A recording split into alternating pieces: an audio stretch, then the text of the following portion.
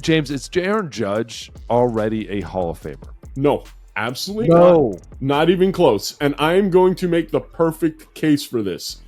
Who compares the best to Aaron Judge? Who compares the best to Aaron Judge? So for me, I mean, at this point, you're always so good at this. It's finding guys. I mean, I would say Prince Fielder is really an interesting one to me. But I don't think Prince Fielder was as good of an all-around baseball player as Aaron Judge. I mean, to me, Bryce Harper, I think, is a very interesting combination. I think Bryce Harper, again, is a little bit more of an all-around baseball player, but doesn't have as high of a ceiling on like power and stuff as Judge. Who do you got? I sent you an email the other day. And on that email, I want you to pull up the head-to-head stats for their first, 9 years? Let me just double check. It's from their 24 to age 32 age.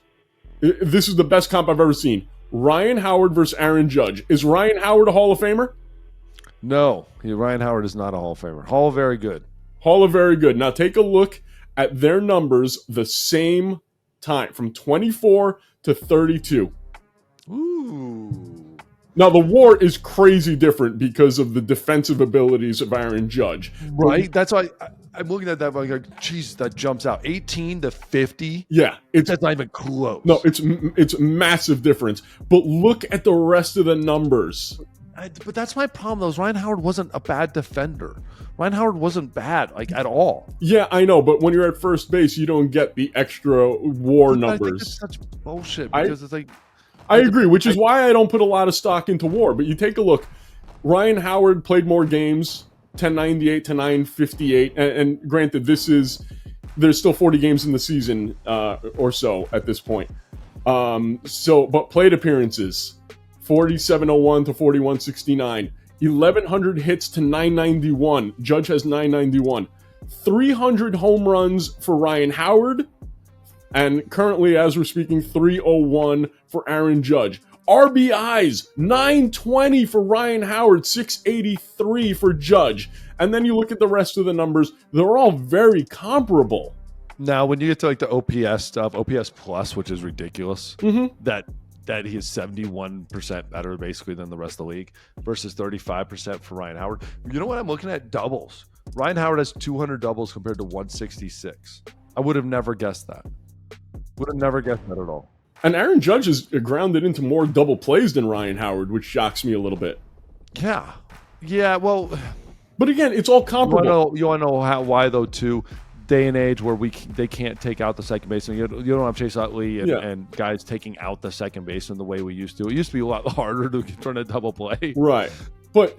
again, their numbers are so comparable. And then you look at the fact that Aaron Judge is turning 32, and usually that's when guys start falling off, just like it did with Ryan Howard. And I'm not taking away anything from Aaron Judge. He's an amazing player, but he's got time going against him right now. And with a guy who's had a certain injury history, you can't guarantee that he's going to stay healthy.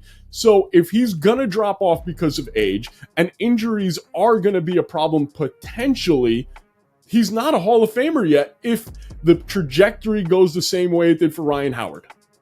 I know you're not a big WAR fan, but him and Bryce Harper have the same WAR right now for their career. Okay. Jose Ramirez has actually more, has a slightly higher WAR than he does. Torrey Hunter has more. I'm trying to think, like Altuve, but Altuve's got like a couple more seasons. Chris Sale. It's really interesting. Nolan Arenado, Machado. But he's going to might catch these guys. That's the problem, is like all these guys, if he keeps this going on his pace, he might catch Arenado like this year. Yeah, but this pace is unreasonable. It's not likely that he can continue this pace for 5 more years. But what if he just continues it for 1 more year? Right, again, 1 more year puts him at 3. Let's just say a round number, 350. Okay, a reasonable number. Next year, if he gets 10 more home runs this year, he's at 340 or 310. That's not what you asked me. You asked me, is he a Hall of Famer right now? And right now, is he a Hall of Famer? Right now, no. That's the thing about it, is no. And that's the only thing I hate about this. I hate, and this is the only market we do it in, is New York. You throw these labels on guys, and you put it, and you just want everybody to have this shock reaction. And he's a Hall of Famer because he's a Yankee, and he hit 61 home runs. He's a Yankee, and this is this. If he was a Marlin and he did that, you wouldn't be having this conversation. You'd be like, hey, okay, is he going to be a Hall of Famer? Yeah. And you sit there and go, yeah, the pace of it and all this stuff, like, yes. But you're like, oh, he's a Yankee. That means more. No, it doesn't. It does not mean more. And that's the only problem is, like, you get all these people in your backyard constantly telling you how it means more. And these guys end up becoming Hall of Famers that are like, okay, like, they were good. But if you put a Padres uniform on him, he wouldn't be a Hall of Famer yet. I think there's two guys in New York right now that are more likely to be Hall of Famers. And that would be Garrett Cole and Francisco Lindor. Ooh. No. No? Cole? Yes. Cole is going to be interesting. No, problem is Cole's going to be so far away on some of those big numbers. And now, but Cole's going to be one of the first guys that you're going to sit back and go, ooh, like, what is a Hall of Fame pitcher now? And we're going to have a really hard time defining that. He's not going to be the first one, but there's going to be some guys now that are retiring the next couple of years and stuff like that. We're going to be like even Felix is an interesting conversation. He's not a Hall of Famer. No. But you're like, dude, there was a stretch there where he was the best pitcher in baseball by far. And he pitched for a while. He just doesn't have those crazy numbers. And we're still comparing pitcher numbers to these numbers back in the day that are now unreasonable. And that's what's going to stop a guy like him from being a Hall of Famer.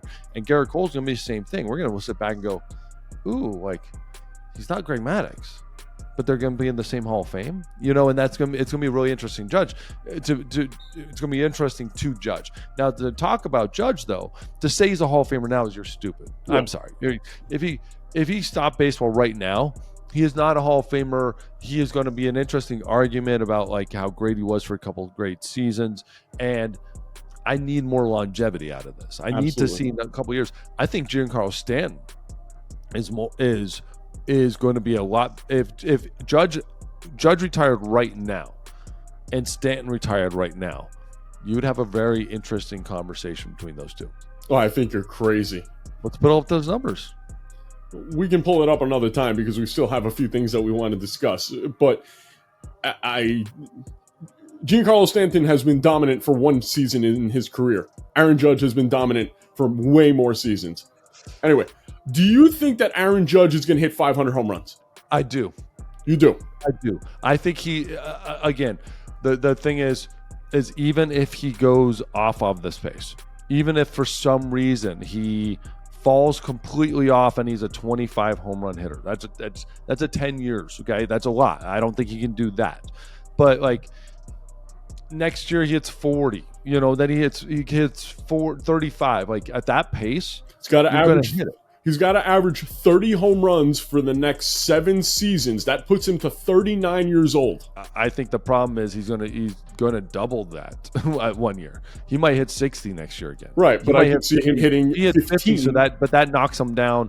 That knocks down that back number so far that then he hits 40. That knocks it down again. And that's my thing about it is I don't think 40 and stuff is that far out of the realm again for a couple of years in a row. I don't think it's that far out of the realm. It's going to be very close, but I don't think it's a guarantee that he's going to hit 500 home runs. I just don't.